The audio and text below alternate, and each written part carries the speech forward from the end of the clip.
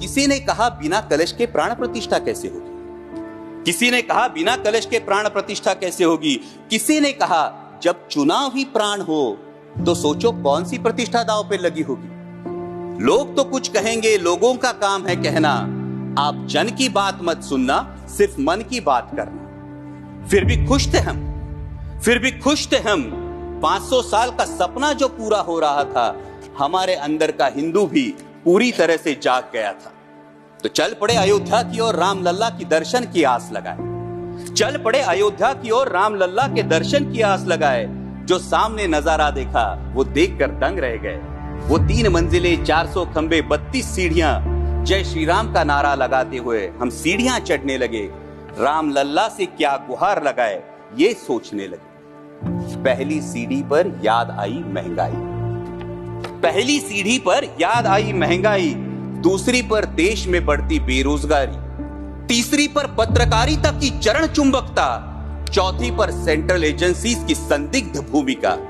हर सीढ़ी पर कुछ न कुछ याद आ रहा था, हर सीढ़ी पर कुछ न कुछ याद आ रहा था। कहीं 15 लाख का जुमला, कहीं किसानों का आक्रोश था, कहीं महिला कुश्तीगिरों की वेदना थी, कहीं सालाना 2 करोड़ रोजगारों का वादा था, कहीं बढ़ती सांप्रदायिकता थी, तो कहीं चुनिंदा पूंजीपतियों पर मेहरबान हमारी सरकार का चेहरा था। इस वास्तविकता ने झंझोड़ने के बाद, इस वास्तविकता ने झंझोड़ने के बाद भी हम अंधभक्तों की तरह चलते गए। होश तो तब संभाला जब राम लल्ला के दर्शन हुए। हमें नतमस्तक देख राम लल्ला मुस्कुराते हुए बोले, हमें नतमस्तक देख राम लल्ला मुस्कुराते हुए बोले, मैं कल भी था, आज भी हूं, कल भी रहूंगा। जितना इस मंदिर में हूं उतना ही तुम्हारे मन में रहूंगा। लेकिन याद रखना हमेशा, लेकिन याद रखना हमेशा, मैंने त्रेता युग में रामराज जलाया था, तुम कलयुग में जीते हो जहां संविधान ने गणराज जलाया है।